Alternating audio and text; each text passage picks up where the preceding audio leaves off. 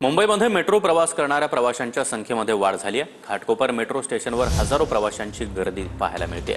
कामाची वेळ बदला जेणेकरून गैरसोय होणार नाही अशी मागणी या प्रवाशांनी केली आहे।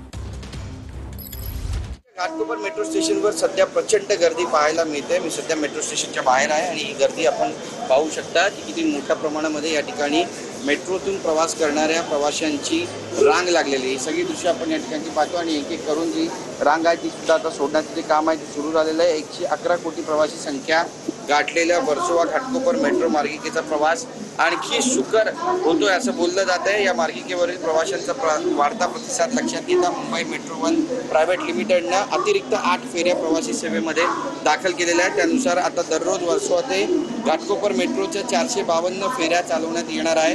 पीक आवर्स आहे आणि त्यामुळे दर 3 मिनिटं 20 सेकंदांना मेट्रो धावणार आहे अशी सुद्धा माहिती मिळते। पण त्यापूर्वीच आपण पाहतोय की कशा पद्धतीचं सध्या घाटकोपर मेट्रो स्टेशनवर वातावरण आहे। प्रत्येकाला कामावर जायचं चाकरमानी आठवड्याचा पहिला दिवस आहे, त्यामुळे घराच्या बाहेर पडलेले प्रवास करतात त्यांना सध्या काय त्रास होतोय? आम्हाला पण त्रास आहे कारण ओव्हर क्राउडिंग खूप झालेलं आहे। तर आम्हाला स्प्लिट टायमिंग मध्ये करायला लागेल। मेट्रो झालं पाहिजे। येस स्प्लिट मुंबईचा स्प्लिट टायमिंग झाला पाहिजे। टोकियोमध्ये स्प्लिट टायमिंग आहे, फ्रान्समध्ये स्प्लिट टायमिंग आहे, लंडनमध्ये स्प्लिट टायमिंग आहे।